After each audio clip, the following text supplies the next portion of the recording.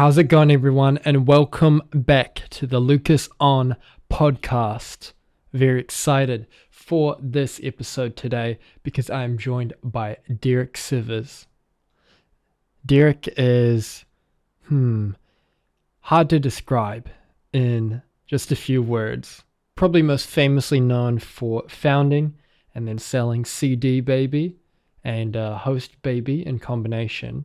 But he's been a circus performer, a professional guitarist, he's a writer, he's a thinker, he's a programmer, he's a man of many talents.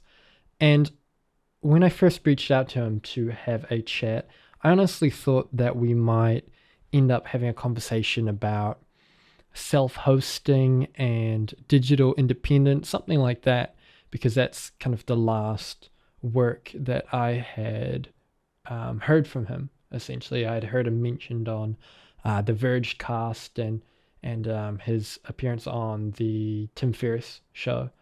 But we had some really good conversations, and he sent me a copy of the newest book that he's working on, Useful, Not True.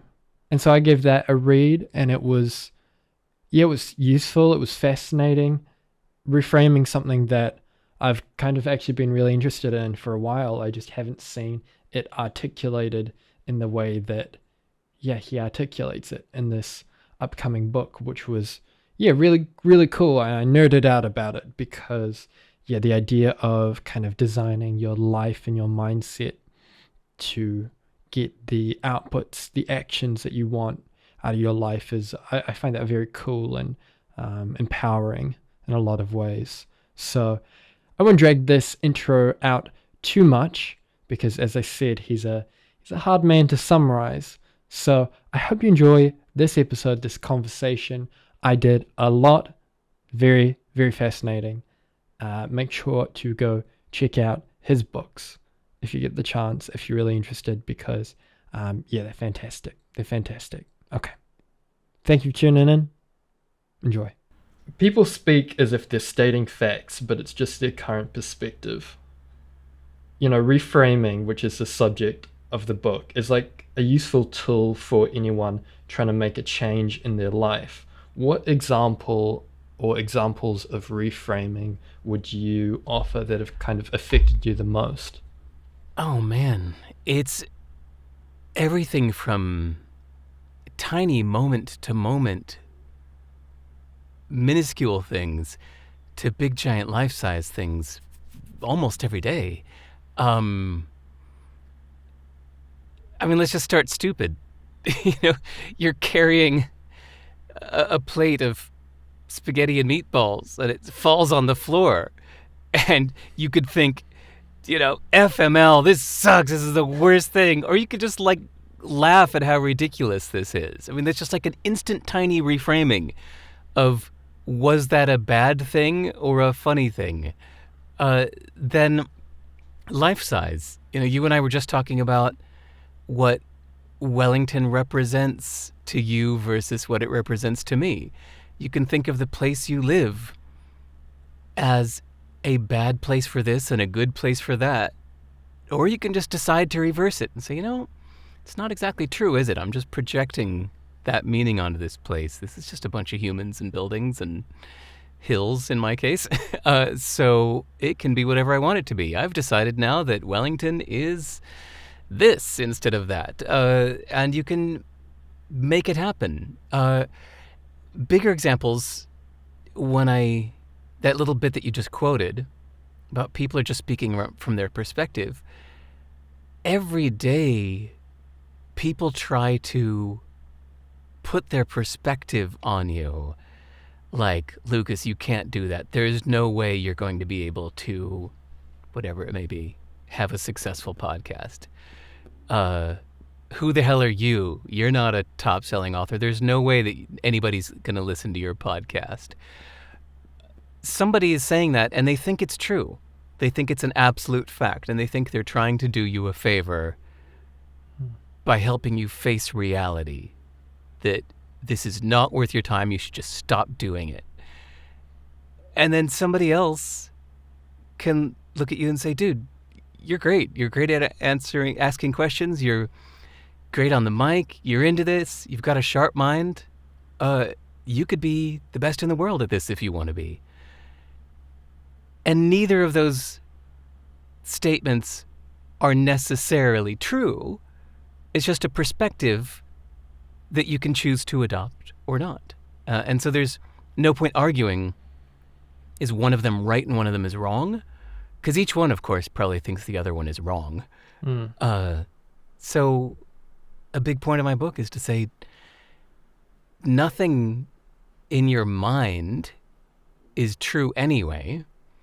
There's some true things, I'm snapping my fingers. That's true. That's just a fact.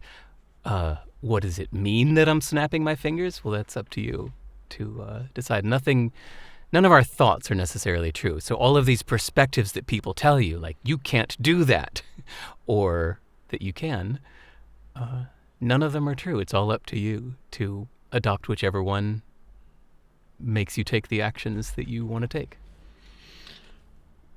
Why do you why do you think that we experience so much internal resistance when it comes to the idea that what we know and think is true might not be a universal truth?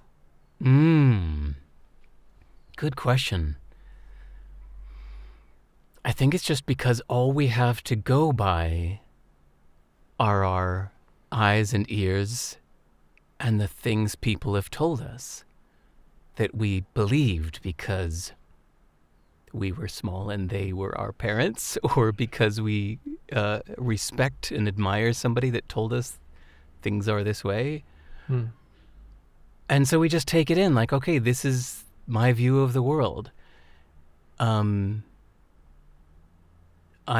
no good at this.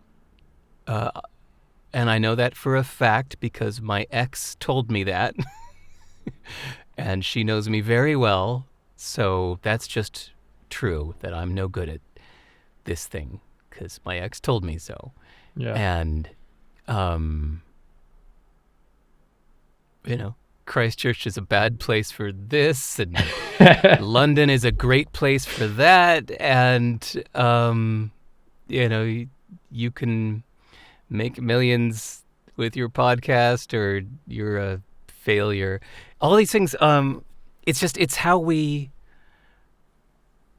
see the world. We think of it as just reality in the same way that right now it's cloudy outside right now. That's just a reality. It feels the same. It's cloudy outside right now and I'm no good at this. Those two feel equal, whereas it's tough to separate them and realize cloudy outside right now is a fact. I'm no good at this is not a fact. We see that they feel the same to us. It just feels like just hard, cold reality, but it's not. It's just a perception. Because, so many people hold these kind of beliefs at almost an identity level. And, when I say so many people, of course, I include myself and everyone because we're human. And by so many people, I mean me.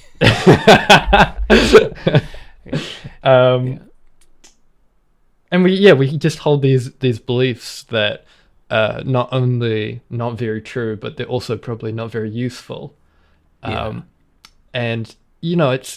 it feels really good to, I suppose, read your book and kind of intellectualize what you're talking about. But where do you even kind of think about taking the first step when it comes to untangling these kind of bad ideas, bad beliefs, bad systems away from your identity as a person? I think it helps to suss out or guess the reason why you have that belief. And I don't just mean blaming your mother, but seeing it's like how that belief has served you. Like, okay, let's start easy. When parents say, it's your job to take care of me when I'm old. You can see how that's a useful belief for them. Yeah. It's useful for them to tell you that that's reality because it serves them. Okay, that one's very transparent. But let's do another easy one. Patriotism. Whenever somebody says, my country is the best, you can see how that instantly gives that person a feeling of being on the winning team. Just by deciding that their country is the best, or believing that their country is the best, they feel like they're on top. They've won in life. They're in the best country. This place I am is the best. Lucky me. Okay, so that belief serves them. So if you have a belief, let's just keep picking on Lucas and his podcast. If you have a belief that, I could never have a podcast, I'm just not that kind of person, then what that belief gives for you is justification for why you're validated to just sit there and play video games or watch TV. Because I'm not the kind of person who could have a podcast. That's just not for me. No, fuck it. Grab another beer. Just keep playing the video game. I couldn't do that. Whereas if somebody actually believed I could do that, and in fact I could be great at it, and I could change the lives of millions of people and be a huge success doing it, then, oh shit, they have to face the fact that they're not living up to their potential right now. So I think a lot of discouraging beliefs come from this safe, cozy feeling of, well, I can't do that anyway, so I'm totally justified for living my tiny little humble life. You know what I mean? So I think it helps to try to suss out how that limiting belief has been serving you. How has it helped you? Yeah, that's definitely. I guess I can see the parallel in something I think I and other creatives that I know experience sometimes, which is the idea of undercommitting to a project, because then if it doesn't work out or if it isn't good, then you can almost tell yourself the narrative of like, well, I didn't give it my best anyway. So you know, no matter it turned out, no wonder it turned out bad, because I only gave it like 50%. I only gave it like, if I'd given it 100%, it would have worked. But you almost don't want to give it that 100%, because if you give it everything that you have and it doesn't work, then what are you? You know what I mean? Well, guess what? Let's take this personal for a sec. I knew a woman, one of the great loves of my life, actually, in New York City. After she and I broke up, she would only date unavailable men. Meaning, so she and I stayed in touch as friends for like 20 years. We've lost touch the last few years, but we dated briefly when we were like 20. And then for the next 20 years, we stayed in touch. And I noticed that she kept going for these unavailable men, like men that were married or just not interested in committing like she wanted. And I finally asked her, like, why do you keep doing this? And surprisingly, she knew the reason. She said, by going for unavailable men, I can never truly be rejected. Because if he rejects me, I can just blame the fact that he's got a wife or he just doesn't want a relationship. Yeah. Whereas if I went for somebody that was truly available and he rejects me, then that is a true rejection of me. Yeah. And so that's kind of like another version of what you just said, that she never gives it 100%, because then that rejection would hurt too much. Yeah. It's fascinating, these kind of defense mechanisms we build around ourselves, whether that's a good term, yeah. Aware or not aware. The idea that so much of this is kind of formed in us subconsciously, or by, for example, what you gave, parents and society just kind of chipping away at it over time, is, it can feel a little terrifying at time.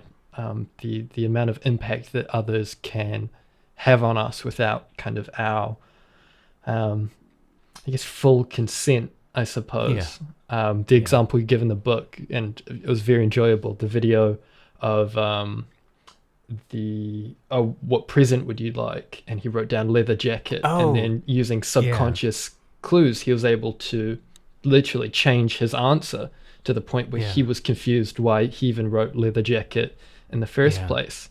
And that's Did kind you of ever find that video? Did you I see the did, yeah, original? I watched it. It Good, was good. shocking, if anything, yeah. Love it. Love it, love it, love it. Yeah. Um, yeah, just in a lot of ways, it kind of feels like it takes away some of the currency of free will and thought that I feel like we all Hmm. kind of feel like we have and we trade.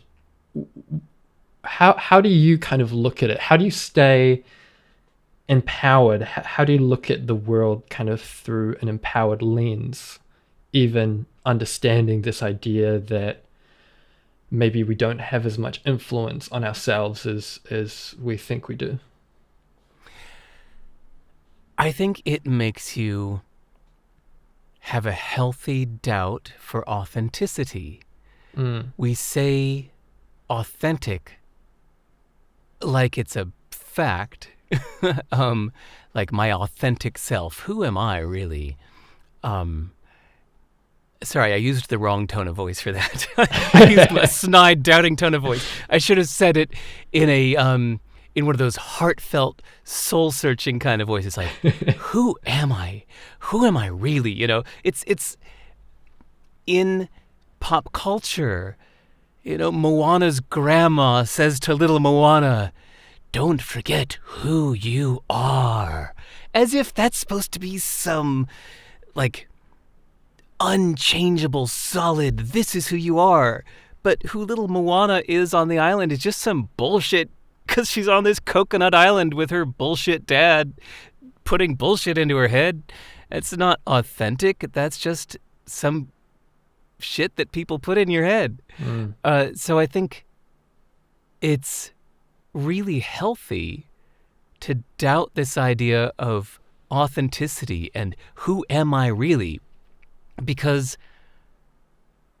you are in total control of your thoughts and beliefs, even though other people have also put their judgments and values and thoughts into your head, whether subconsciously or extremely consciously. You have shit in your head from other people, but you also have the ability to recognize that and replace it with thoughts, beliefs, and judgments and values of your own design. So it really helps to give up this idea of who am I and replace it with who do I really want to be? Mm. And then you can make that conscious decision that doesn't matter who you've been in the past.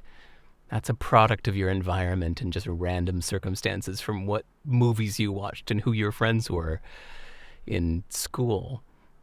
But you can decide who you want to be, and therefore, based on who you want to be, deliberately choose what beliefs you will need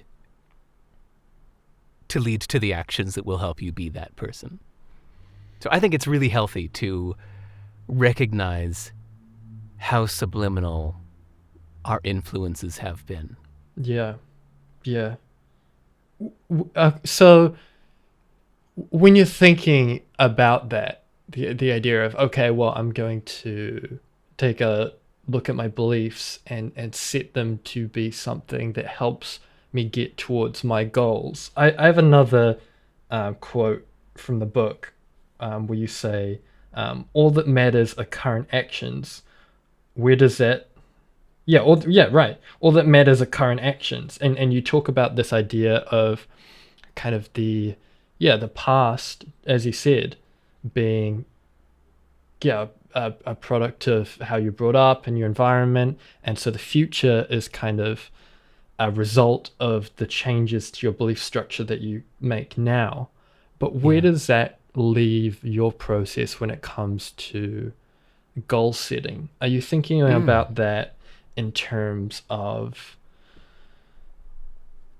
yeah, are you framing that in terms of like your identity, and then how are you setting kind of tangible goals and milestones through this new lens? I hope that makes sense. If that Yeah, it question does. makes It's a sense, big yeah. question.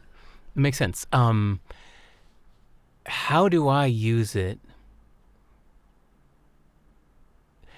I still, out of a lifetime of habit, think in terms of identity, and I'm not that kind of person. Mm, But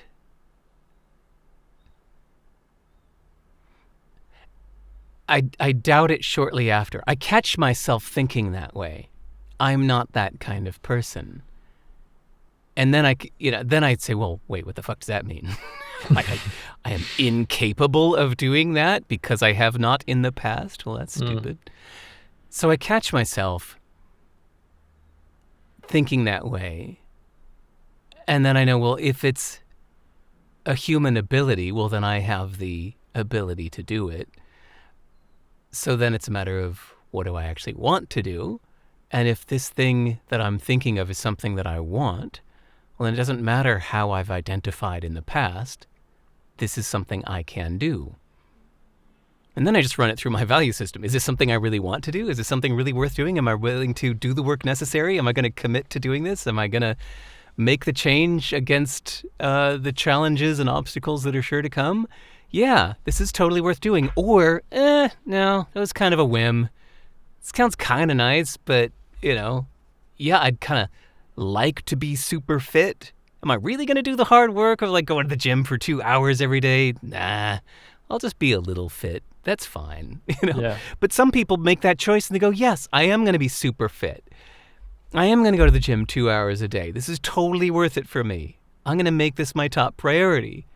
Even though I've been a couch potato until now, this actually matters to me that much. I'm going to fucking do it now. Mm, And that healthy doubt of your identity can then help you just decide for the future based kind of on a blank slate, because you are, or you can be.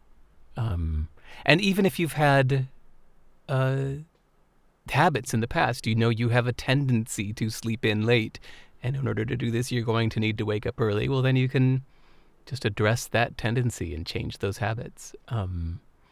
But sorry, I feel like I forgot the second half of your question. You asked how do I apply this to making big change, and I think there was a second half. yeah, I mean, I guess I was kind of curious if this kind of thought process has affected how you, yeah, just how you set goals and milestones. Like, for Oh yes, example, goals and milestones. Yes. yeah, Go if you ahead. were still working in kind of a medium to large corporate business, a growing business, there is, kind of that expectation that you have your quarterly target to hit, or a certain milestone, or, whatever it is. And that's kind of, I feel like we as a culture, as a society, have almost kind of taken that same kind of thinking on in our like personal lives. Oh, if I Right. can get to 70 kgs by the end of September, then that's and it becomes very like, analytical and caught down in the numbers, and we're treating ourselves kind of like a business, which is Right. interesting. And so does thinking about your identity and your belief structure and stuff like that affect how you're thinking about setting those kind of goals? Yeah. But the real question for anybody listening is not what does Derek do, but what works for you. Mm, Like, I'm not into like watching numbers and setting goals. That doesn't work for me. But for a lot of people I know, including some really successful people I know, maybe the most successful people I know, are really into that. They actually kind of enjoy this gamification of things. A friend of mine is a best-selling author that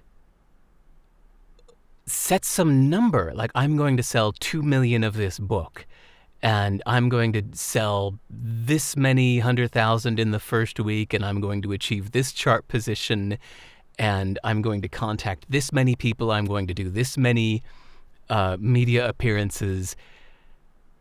And that works for him. I won't say them. It's a guy. That works for him to use those numbers. That gets him excited in the same way that playing video games excites him. He tries to beat that high score. And he just straight up said, this works for me. I like this way. Because it came up because I said he was crazy. I was like, why do you do that? And he's just like, dude, this works for me. I went, okay. Like once he explained it, he elaborated a little more than that. But once he explained it, I went, okay, I get it. That doesn't work for me. I don't like gamifying things. It feels cheesy to me. I don't like this daily tracker check-in kind of bullshit. I've tried the things where like wearing the thing on my finger or my wrist or the strapping a thing on my heart and counting my steps. Some people are so into that. To me, I so rebel against it. So the real point is you just have to notice what works for you. You can listen to podcasts like this and listen to a bunch of people tell you how you should be, but ultimately you just have to notice what works for you. Okay, so I guess based on your answer, maybe I'll pivot what I was thinking for the question there. Do you think a good process, since there isn't kind of a universal answer for everyone, is to, for example, consume a podcast like this or consume books and then stack those ideas against what you already believe and what you want your actions to be? Like, do you feel like there is a place for research and discovery that's more that kind of like traditional goal setting nature, and then it kind of pivots to, you know what I mean? I do. Yeah. And I think when you're seeking, if you're feeling lost and not sure which direction you're heading or what you're after or how to do it, I can imagine you take in a bunch of information. You read a bunch of books, a bunch of articles, watch a bunch of videos, listen to a bunch of podcasts. And at some point, you're going to have to try it, see that it works, and figure out what you're after. You have to decide. And then my best advice is to stop with the fucking inputs. Stop with all the podcasts and all the books. Because to get things done, you need to feel congruent. You need to feel committed. You don't want outside input when you already know exactly what you're doing and where you're going. I'm going to make a weird comparison here. The difference between an explorer and a leader. I thought of this business-wise because I'm a bad leader in business because I'm an explorer. Metaphorically speaking, I would be like the guy that lands on foreign soil and just starts poking around, right? Like, well, let's see what's in here. Let's go in this little bay. Oops, it's not a bay. It's a river. Let's try what's at the top of this hill. Oh, nothing's at the top of this hill. Well, let's go in here. Let's look at this cave. Oh, it's not a cave. You know, the explorer goes to an uncharted land and just starts poking around to see what's what. But people who try to follow that explorer will be very frustrated. Like, seriously? We just went up this whole hill and now you're saying never mind? Now we tried to go into this bay, but it's not even a bay? What the hell, dude? Where are you leading us? And the answer, he's not. He's exploring. But then when an explorer finds a pretty little bay that's nice to live in, I'm sorry, I'm thinking Akaroa. um, and then he sends a message back to the queen, who then appoints a leader that says, all right, everybody, and because this is what a good leader needs to do, say, everybody, this is where we're going. This is why. This is the beautiful future that awaits you at the finish line. We're going on a straight line exactly here. Follow me. Follow the person in front of you. We're all going exactly like this. We will be leaving at this hour. The journey will take this long. We will be arriving there. Here's what you can expect. And if somebody were to try to say to that leader halfway through, hey, man, what do you think about maybe going to South America instead? It's like, no, what are you talking about? Get out of my way. Here's where we're going. I know where we're going. That's a good leader, because that person is easy to follow. Okay, so that metaphor I just gave you is easy to understand. But now you've got to do that inside yourself as well. There are times when you're exploring and, hey, man, just taking it all in and checking it out. I'm going to read everybody's book. I'm going to listen to everybody's podcast. And at a certain point, if you want to get something done, you need to turn yourself into that leader of yourself and say, nope, this is where we're going. This is why. It's a straight line. I'm not open to any other inputs. I've decided this is where I'm going. And then you just do that, and you unsubscribe to all your podcasts, and you stop reading random crap, and you stop taking in new inputs because you know where you're going. And if you want information, then it would be like the leader of that second journey getting some information on the upcoming weather reports or something like that. But it's not to change his mind on where they're going. It's just to know if they need to perhaps curve around a big storm or something like that. How's that for a metaphor? No, yeah, I like that. Yeah, I followed that perfectly. You did well. So, yeah, no, that it was really good. I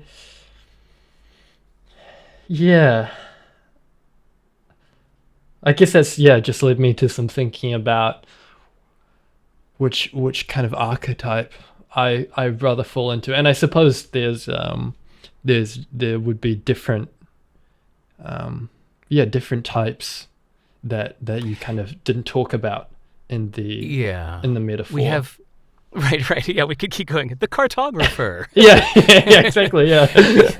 the people rowing.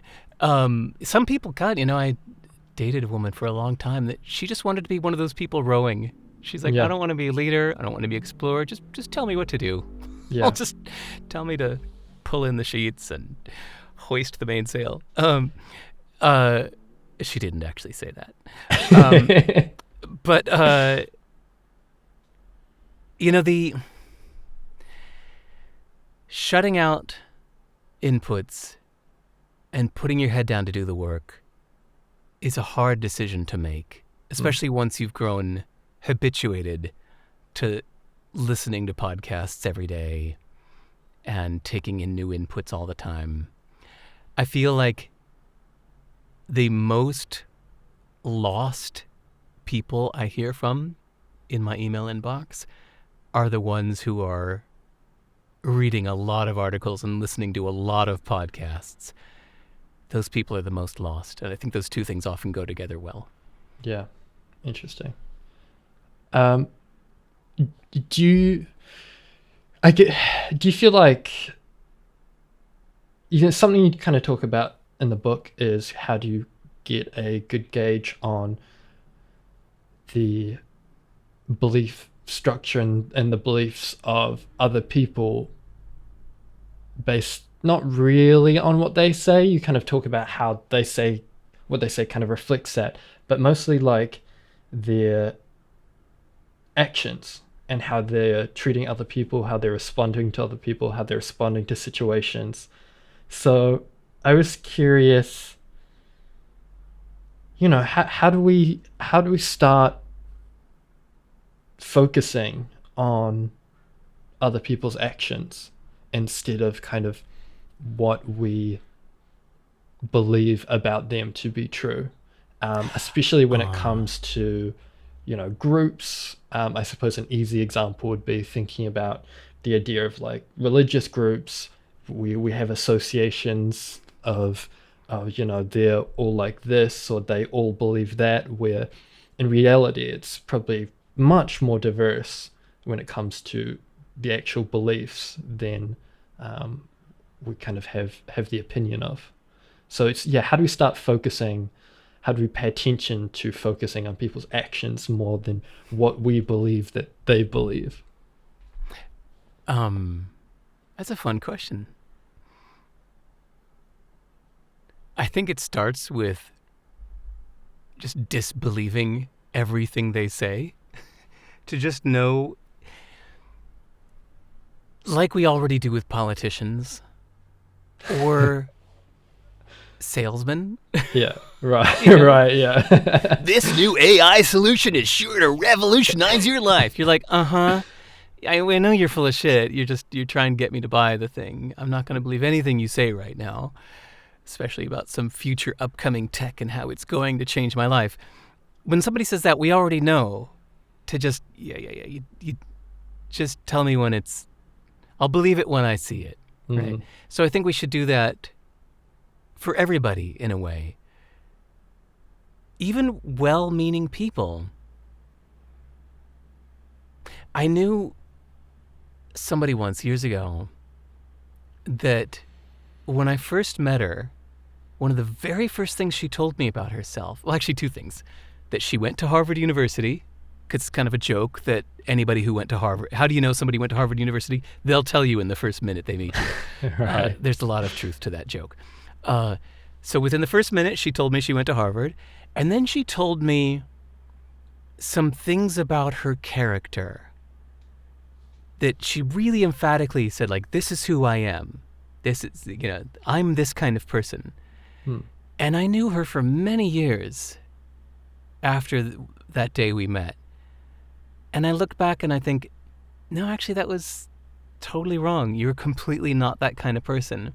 And it took me years of, probably took me about 2 years of watching her in action, just kind of going through life, before I really stopped believing what she told me that first day.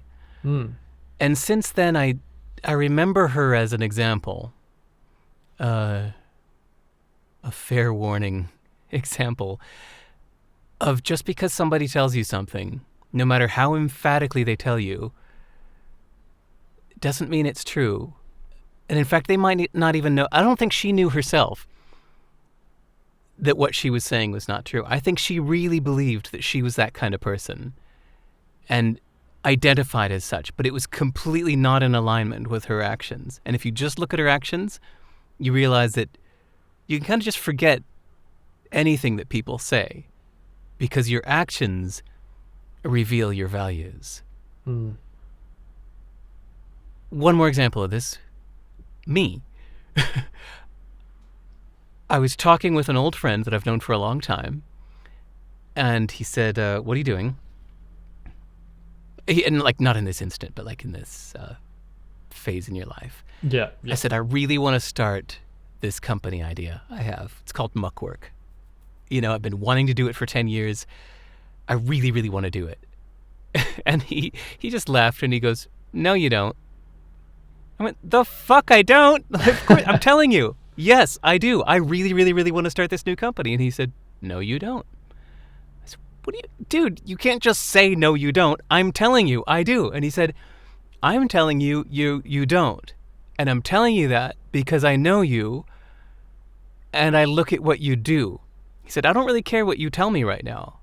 Looking at your actions, you've been talking for 10 years about starting this company. You're not doing it.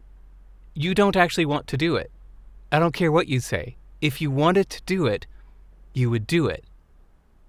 And I went, whoa, holy shit. That's heavy, dude. That was a great point. So, and that's the answer to your question. Yeah. So, I mean, I'm very aware of how much time I'm using up, and there's some other stuff I want to get to. But just quickly touch on that point as well. How are you filtering that kind of feedback? Because we previously talked about how the the opinions of others often has quite a negative impact on us and our belief Mm. system, and kind of takes us out of alignment with what we want and what we want to do. But then you just gave an example of someone close to you other than yourself actually helping pull you maybe closer in alignment to what you actually want. So yeah, how are you filtering that feedback? Is that just a fact of this is someone that was close to you and you really trust and you know that they're thinking about these kind of things? No, because sometimes people really close to you that you trust are still wrong. Yeah. Um, in fact, just to balance it out, I'll do one more quick example of that. Years ago when I was in the music industry and I desperately, desperately wanted to be a successful musician, I met with a famous music industry lawyer that said, Derek, I know you. I've been watching you. I'm a fan of what you're doing. Here's what I think you should do. You need to start a record label. You need to find a few other artists here in New York City that are in a similar genre to you. You need to start a label, sign these 3 other artists, and then let me pitch you to the bigger labels as the boy with the Midas touch. With your label, he said, I can get you a 7-figure deal if you're able to do that for me. Start a record label. It's a way better strategy than me just getting you an artist deal on your own. So if you want to do that, I'm totally into it. I will help you all the way. I'll be your guy. And I walked out of his office thinking, like, you could say that what he was saying was very encouraging, right? But Lucas, it had like the opposite effect on me. I just walked out of his office like, yeah, he's right. That's a better strategy. Fuck. Now I gotta start a fucking label. I'm sorry, I'm swearing a lot today. You're okay. Yeah. It It's makes passion. an emphasis. It was sincere in the moment. And so even though technically he was being encouraging, it had the opposite effect on me because I didn't want to start a record label. That did not align with my values at all. That didn't align with my interests. I was not intrinsically motivated to do that. And so unfortunately I wasted the next 2 years of my life begrudgingly starting a record label because this smart guy said that that's a better strategy. And I'm sure for someone it was, but for me it wasn't because I didn't like doing it. I didn't value it. So that's again why it doesn't matter what people say. You have to notice how it works for you. Does this perspective that nothing I saying I want to do something doesn't mean I want to do it, only my actions prove that I want to do it? Does that perspective charge me or drain me? Okay, then a lawyer said you should start a record label and I can make you a big success if you do. Does that idea charge me or drain me? It's going to be different for everybody. So you just have to notice in your own internal compass that when people present you with perspectives, because that's all they are, they're not true or false, they're just a perspective.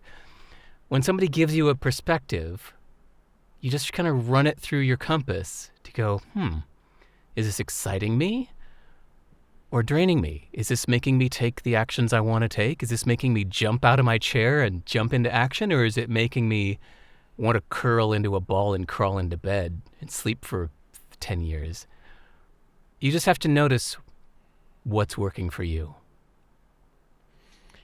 And how do you determine whether that's an issue with the idea or your belief around the idea? So for example, I really like what you wrote about memories and how you can think about memories and reframing memories to kind of take lessons from them, maybe not see yourself as kind of the victim all the time, actually be able to extract some value from things that you feel like might not have any value, just by kind of reframing them, maybe seeing where you were in the wrong. But obviously negative memories have a bit of that kind of feeling that you just described, the feeling of, when I think about a breakup, I do kind of want to curl up into bed and cry, but that's potentially a really good opportunity for me to reframe that memory of the breakup and take a valuable lesson from it. Even though it kind of it's making me feel that negative feeling. So yeah, I guess, is that just because it's something from the past, or how would you kind of respond to that? Dude, that's a really, really good question.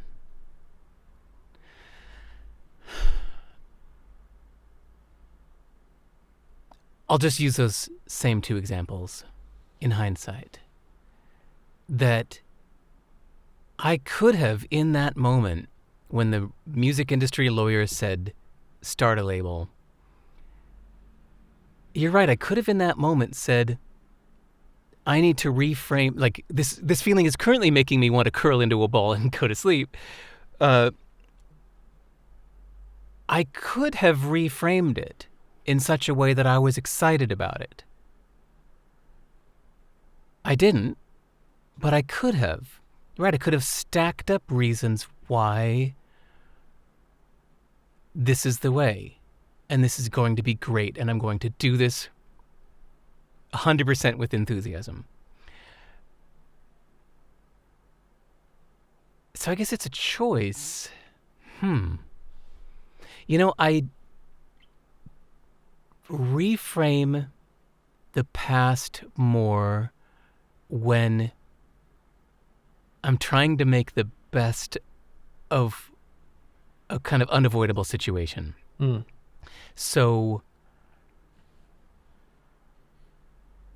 okay, I'll pick a dumb example. Right now, I would like to be living in Dubai. That sounds weird for me to say, but Dubai, if you get past all of the stupid, glitzy, Instagram hashtaggy millionaire bullshit, underneath the surface, it's the biggest cultural melting pot I've ever seen in my life. Or sorry, the most melted pot.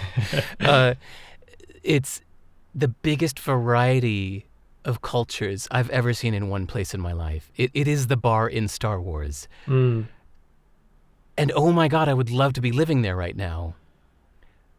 But more than that, I love my boy, who is here in school in Wellington, New Zealand. And his mother works the beehive at the government, and that's that. This is where we are. So this is what I've got to work with. Either I, decide to be a bad dad and goodbye, kid. Good luck. I feel like being in Dubai. Well, I'm not going to do that. So no, my kid is my top priority. So then I have to reframe for myself. How am I going to make the best of this situation? There are a few options. I could just say, oh, well, never mind. Or I could start spending 2 hours a day on the phone on video calls with people in Dubai. I could start to work remotely with the Dubai Cultural Center. I could start a podcast like you and interview people from around the world and say, damn it, I'm going to make my own Dubai right here on my microphone with talking to people from Kenya and Uruguay and Ukraine every day. Or I could just be patient and do something else for 6 years until my boy is out of school. Like, these are the reframing options that I'm very deliberately trying to reframe to make the best of my current situation that is like a kind of unavoidable thing. And I guess it would be the same if, I was in a car accident and couldn't walk anymore or whatever. I'd find a way to reframe that to make the best of the situation. Sorry, I've tangented on your original question about how do you know whether to reframe something or just disbelieve it, Yeah. or believe it and reframe around it, or disbelieve it. That's a really, really good question. I guess it's just a matter of what works for you, huh? Yeah. And I suppose, it's all well and good to talk about it in this kind of calm moment, but in moments of tension, it's Right. it's hard. It's hard to make that decision. It's hard when the emotional pressure's on. It is hard to like reframe. So I could definitely see, in that moment of you getting the opportunity, oh, you should start your own record label, feeling that emotion, even if something that happened to you now, you might not have that kind of habit of checking your actions, reframing your actions so ingrained that you might make the same decision and you would still have to look back on it with the reframe as opposed to doing it Right. currently. You're making me realize something. God, it's funny. I told you this random story about this music industry lawyer from decades ago, Yeah. and I haven't thought about it much since. And then you question me on it. And you know what I'm just realizing is in that moment, I was being that ship captain leader that was like, damn it, this is where I'm going. I know where I'm going. I'm being a successful musician. That's what I'm doing. And in a way, this music industry lawyer was saying, it'd be smarter if you steered down to Argentina. And actually, I come to think of it, I don't fault myself for saying, nope, that's not the path I'm on. I was in leader mode, not explorer mode. Yeah. I was mid-journey towards where I was going. And it didn't work out. I didn't get to be a successful artist. But yeah, that's funny. The way that you asked me about it just then made me think, oh man, was I an idiot for not just reframing that in the moment? I could have just reframed my enthusiasm for it and just gotten excited about it. But no, now I'm remembering. I was in an absolute head down, monomaniacal, single-focused, laser-focused, blinders-on, driven state of mind at the time. And this guy was trying to pull me off the path. Except, see, damn it, I let myself get pulled off the path, which I felt conflicted about it the whole time. And that's, it's like I didn't, he told me to go to Argentina. I just ended up in the middle of, In the middle of the ocean. Yeah. Totally astray. Anyway, God, sorry to harp on about my own, like, single example, but I guess it can be a metaphor then that, you should be constantly testing these perspectives against your own enthusiasm, which is measured by the actions that you're taking. Again, like me saying I want to start a company but not actually doing it. Let your actions be the real measure of what's working and not, or not. If something's actually making you jump into action, then that's a good goal. By the way, I don't know if you've heard this before. The most beautiful definition of a good goal is whatever makes you jump into action now. A bad goal, no matter how lofty or impressive or admirable it is, if it doesn't improve your current actions right now, it's not a good goal. Right. Yeah. The whole point of a goal is to improve your current actions. Because goals are just predictions. They're just projections. They're imagination. They only exist to improve your current actions. And that's how we should measure them. That's interesting. That's very, I don't know. It's kind of very reminiscent, I suppose, of a bit of Buddhism, a bit of Zen, a bit of power of now stuff. Thinking a lot about what's happening in the current moment and not trying to project too much into the future. Yeah. But that's just whether you label it as Buddhism or not. I don't. I just think of it as that distinguishing between what's in your head versus what's real. Yeah. your memories, the past, that's your memories. And what we call the future, that's your imagination. That's you're predicting. Anything you describe that's in the future, you're trying to guess and predict and imagine and estimate what will happen. The only thing that's really under your control is your current actions and how you're choosing to think. Yeah, I suppose my mind went to kind of the Buddhism or the Zen school of thinking immediately because it's kind of the only group that has awareness as one of their key principles, at least that I'm like kind of aware of. Because it seems like what you're talking about kind of does require a lot of awareness just about how you're reacting to things on kind of a more visceral level. You know what I mean?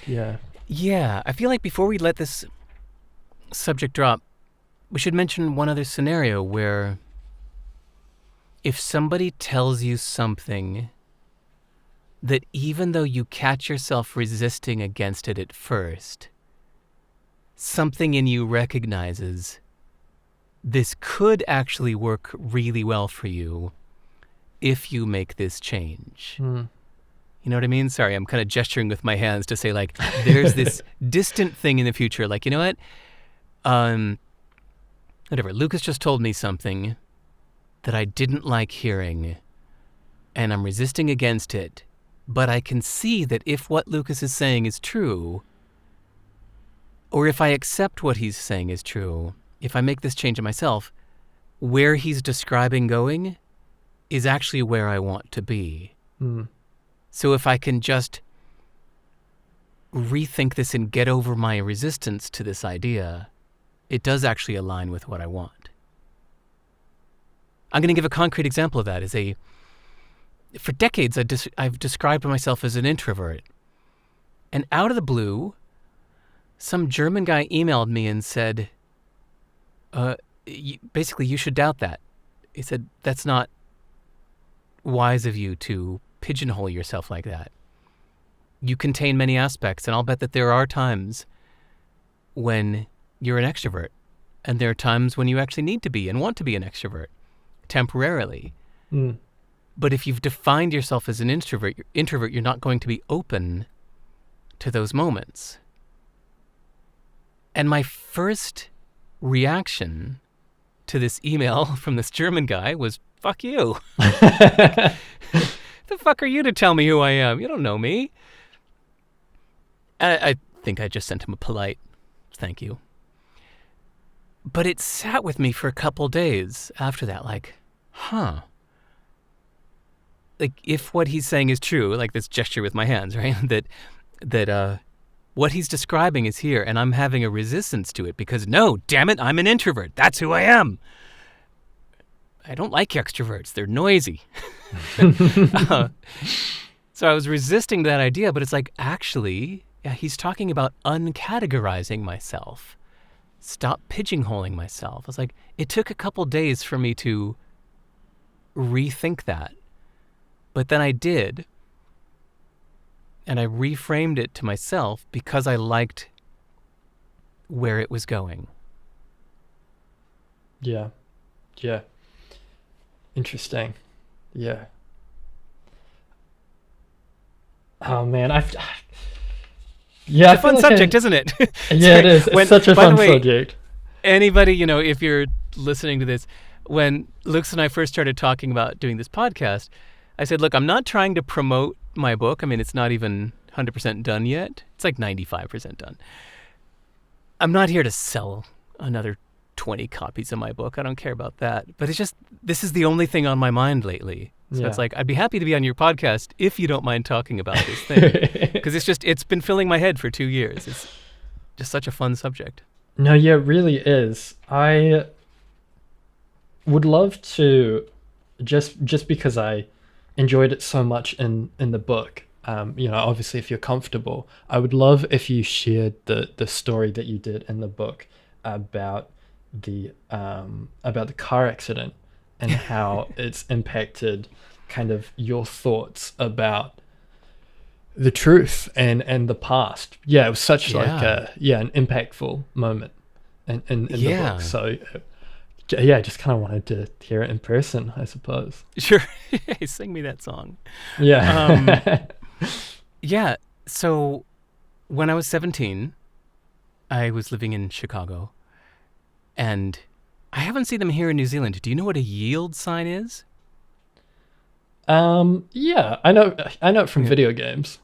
Okay. Okay. So it means like the other lane has the right of way.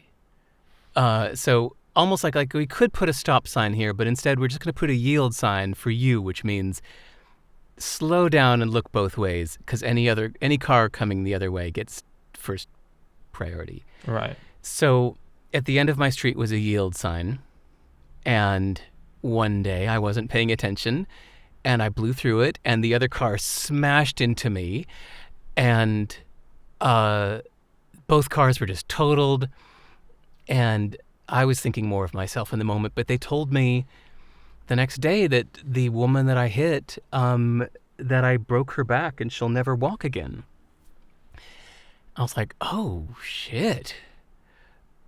But this was just like a couple months before I went off to college, to university. And so I went away, moved to Boston for university, and it was sitting with me for the longest time that, oh my God, some woman back in Chicago will never walk again because I hit her that day. And I was like, it kind of really messed me up. And it sat with me for so many years that in my mid-30s, after 17 years or 18 years, I was back in my hometown, and I looked her up using the old-fashioned white pages phone book. I found her address, and I just showed up at her door. And I knocked on her door, and she answered, and I said, hi, my name's Derek. I'm the kid that hit you with a car 18 years ago. And I started sobbing. It was like 18 years of pent-up emotions about how I had wrecked this woman's life. And she said, oh, sweetie, come on, it's okay. Here, come on inside. And she walked me to her living room. Walked. And it took me a minute to process. I was like, wait, but I thought, and so she started explaining how she had been really overweight and really overeating.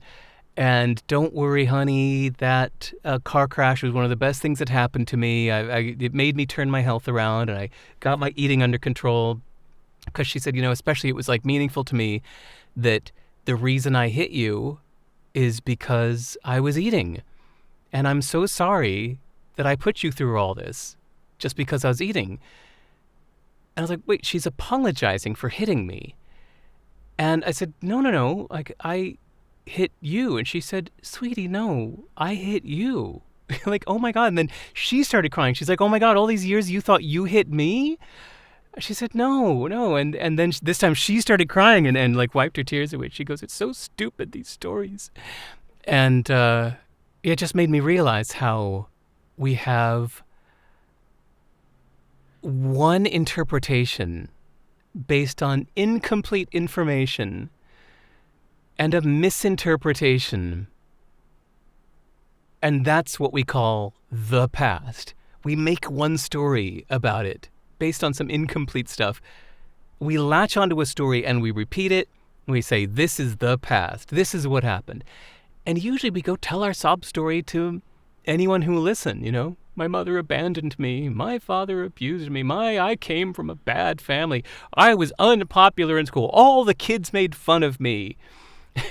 I think of how many people say all the kids in school made fun of me versus how few times that's actually true. Occasionally there is a kid in school that everybody makes fun of, but mostly no. It's probably like once or let's say twice somebody made fun of you and you interpreted that as everybody is always making fun of me, and you hold on to that for decades as your identity. I'm the loser that everyone makes fun of.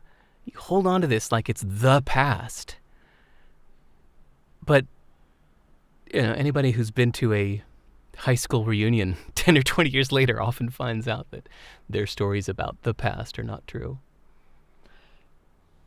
Wow, yeah. Well, thank you for sharing that. That could be that's like a stand-up bit waiting to happen in the end there. How everyone always says that they got made fun of by everyone in school. It just if the statistics worked out, everyone would just be making fun of everyone else all the time Yeah, because of the amount yeah. that happens. Yeah, A school full of fascinating. punching bags. Yeah, yeah, And exactly. maybe like three bullies, right? Three bullies and 297 punching bags. Yeah. Um, cool. Well, we have a little bit of time left, so I just want to do some quick fire questions, if that's all right, before we All right. finish off. I will do Because quick answers, yeah, minus yes, stories and tangents. so many questions. I could keep talking about it all day. But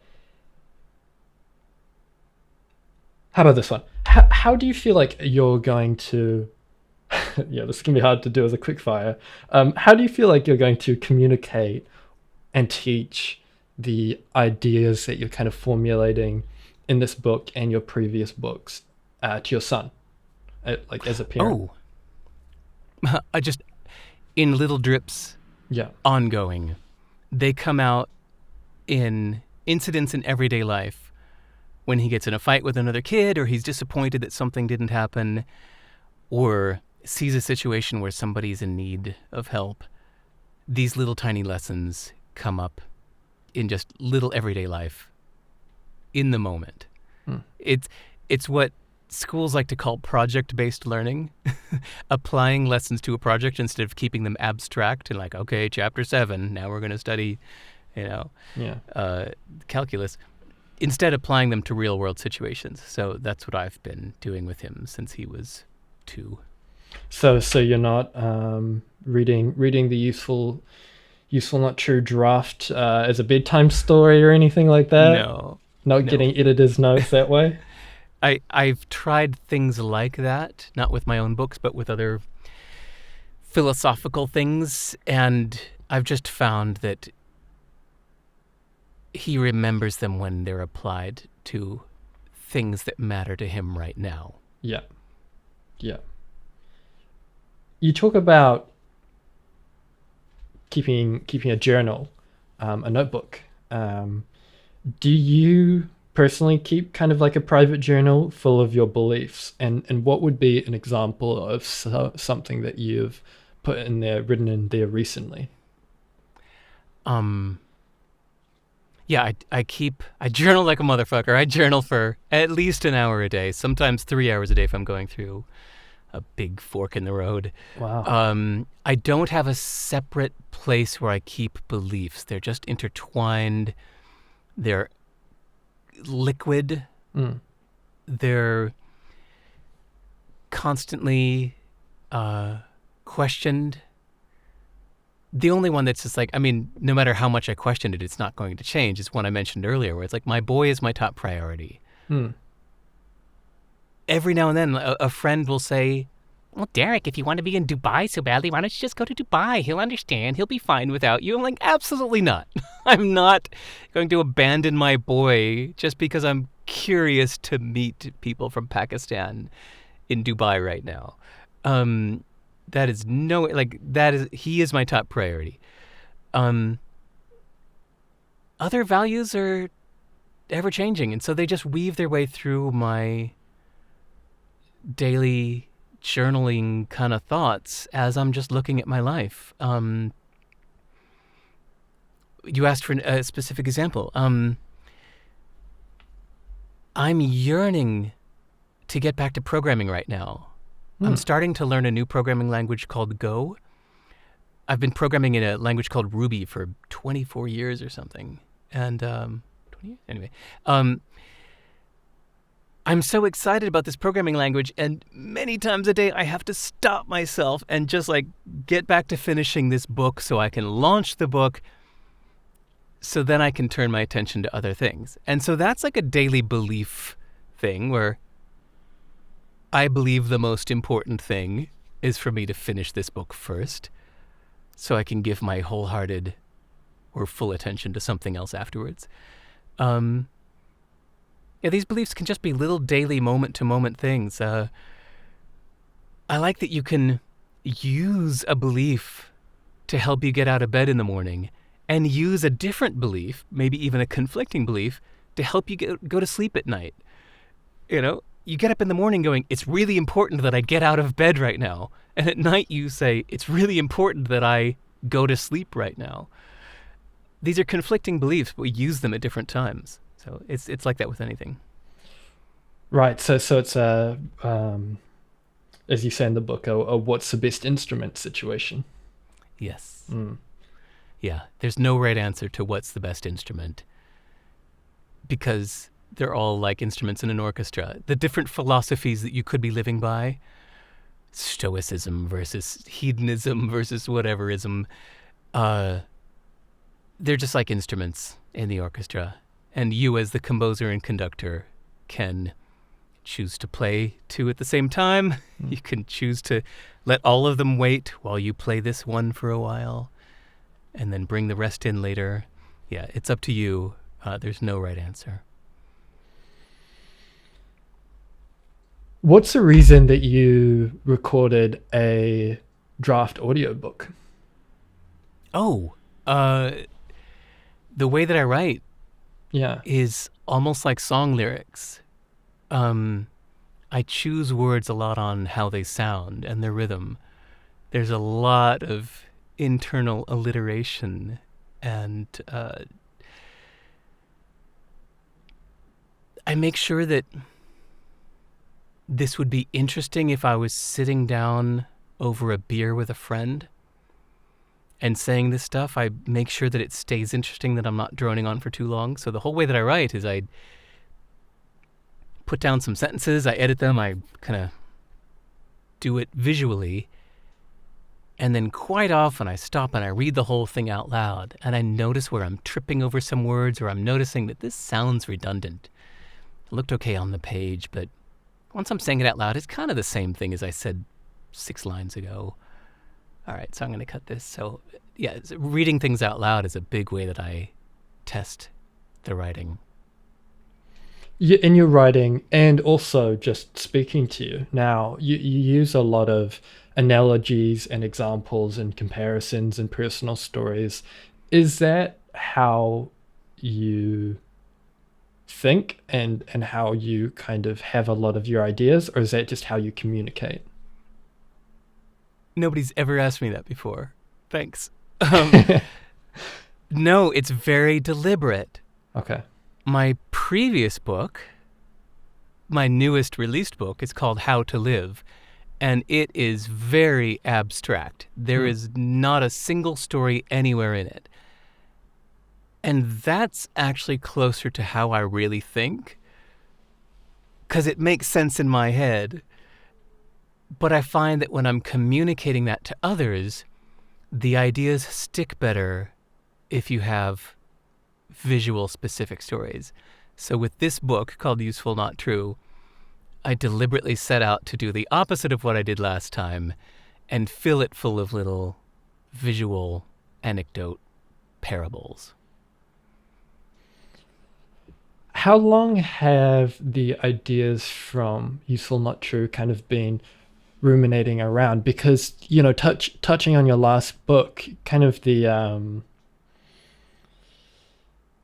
I don't want to call it a gimmick because it's very clever. It's more than a gimmick, but there's conflicting ideas in there.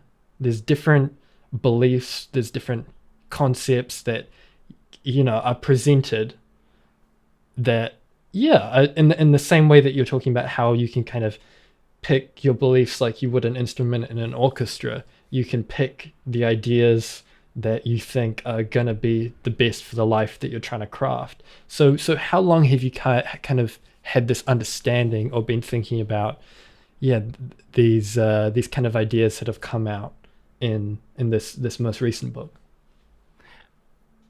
A long, long time, but I just hadn't put it into these words before.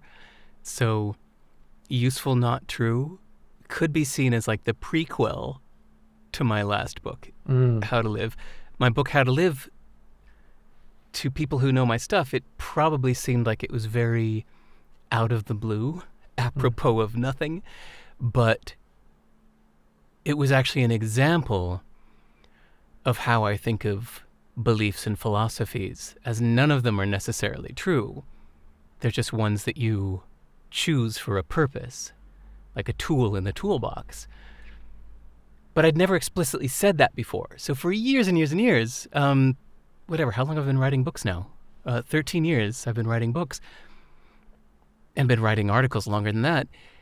I would constantly share a perspective. Like my first book called Anything You Want, it's all about saying that a business is not about making money.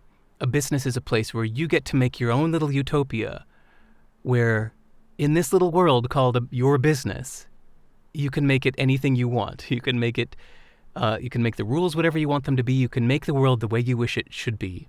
I think it should be in this little thing that you're calling a business. That's what it's really for. Hopefully it profits too, but really first and foremost, it should be a place to make your little utopia. So somebody could look at that and say, that's not true. That you're full of shit. That's not what business is. And I'd say, I don't care if it's not true. It's useful for me to believe this.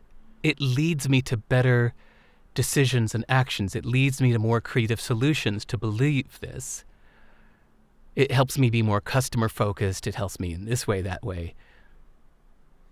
And in fact, when I look back at all of my books, they're just me sharing perspectives that I find useful. I'm never stating them to be true, even though people might think that I am, but I'm just saying, here's how I think about it, kind of saying this perspective has worked for me.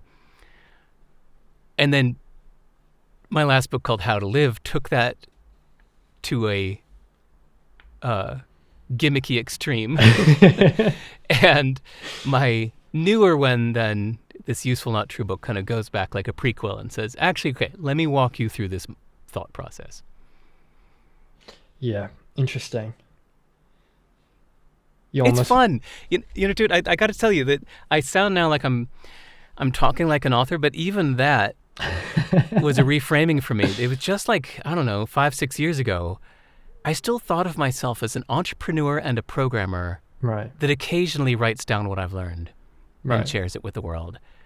And it was about 5 or 6 years ago, I realized that all of my heroes are authors. And I went, that just made me realize what direction I was facing.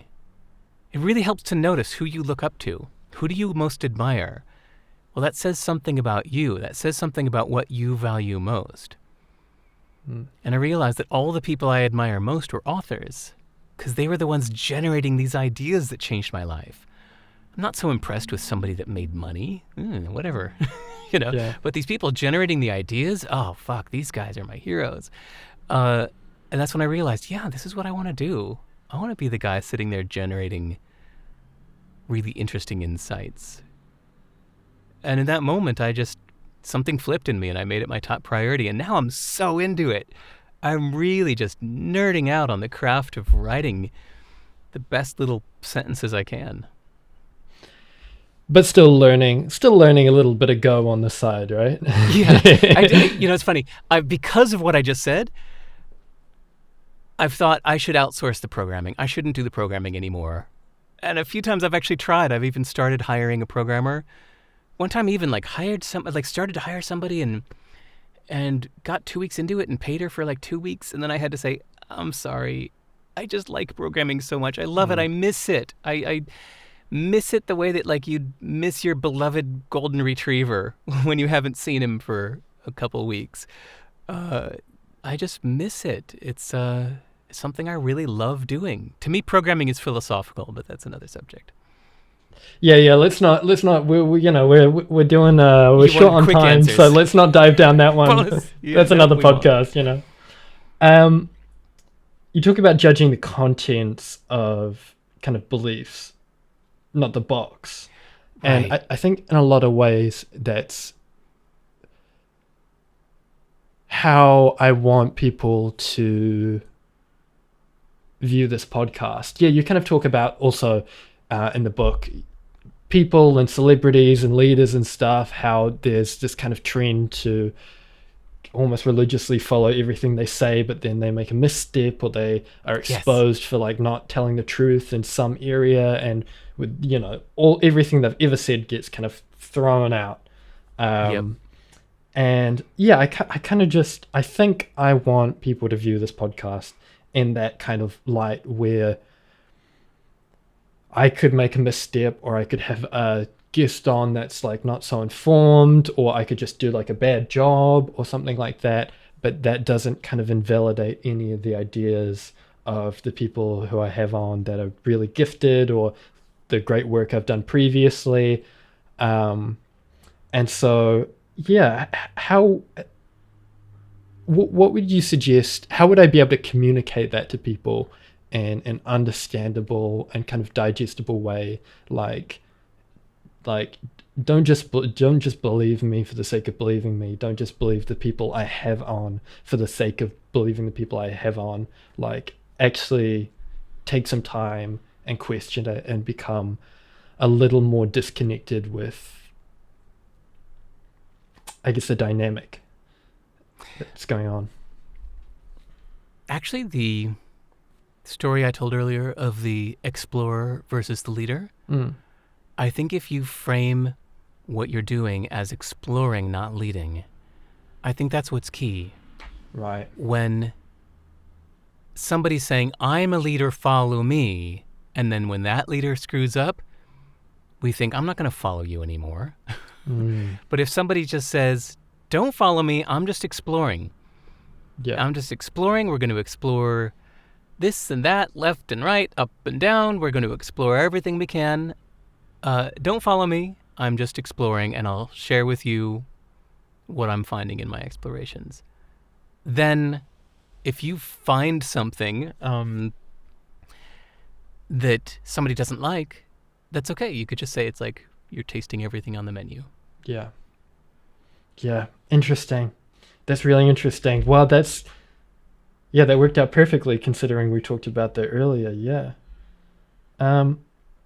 Okay. Well, I mean, I could talk about this stuff all day, but let's call it there for now. I'll ask you one final question, which I asked everyone that I have on the show. From your perspective, because you're so articulate, not only with your writing, but with your kind of interview style, your words and your speaking as well as being very experienced when it comes to everything. You're just a talented dude. Too much build-up. What's the question? Help. What would you say about kind of this podcast process with me? What constructive criticism or feedback would you give me to improve the episodes that I'm doing, the experience recording, anything like that in the future moving forward? If I had criticism and you asked it directly like that, I would give it. But honestly, I think you've fucking nailed it. I think you asked amazing questions. Thank you. I think you kept a great pace.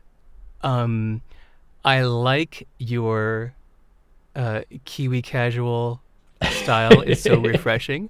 When I've been around a lot of Americans who have this kind of, hey, everybody, listen to my podcast. They all sound like announcers. And I love your real, more relatable dude persona. So, no, I have no suggestions except for the tiny technicality of that we, at our recording time at 2 o'clock or 1 o'clock or whatever, that I still didn't have a Riverside link to use. But that was on me a bit. No, don't bring that up on the podcast. Don't bring that up on the podcast. Hey, you asked. There we go. No, but actually, if the audience hears that, that's good, because I want them to know that that's honestly my only critique. I think I love your style of interviewing, and I really appreciate it. So thank you. Awesome. Well, thank you so much. Thank you for your time, and also for giving me access to your book early. It was really, really cool to read it, and I listened to the audiobook a couple times as well, just to make sure I really soaked it in. I'm excited. Do you have is there a date locked in for when it's coming out yet, or how are you feeling about it? I was writing it up until 5 minutes before we hit record just now, and 5 minutes from now, I think I'm going to be back to writing it. I'm still just making those final little improvements. Yeah. I've made probably 1,000 changes since the version you saw that was just a few weeks ago. Yeah, it was interesting to see kind of the difference, even in just the audiobook and the version you sent me. I think they're only maybe a week apart, a few days apart, and there was already sections moved around and Yep. the Constant tweaks. Yeah. Well, yeah, thank you. Think anything you want people to go check out? Any plugs or? Email me. Just also because I don't know that many people in New Zealand. I've been here mostly as a full-time dad, and my kid gets all my spare attention. But he's almost 13 now and is needing a little less of my attention. So anybody in New Zealand or Wellington listening to this, email me. Go to my website, sive.rs, and email me and say hello. Awesome. Well, yeah, thank you so much for being on the show today. Thank you.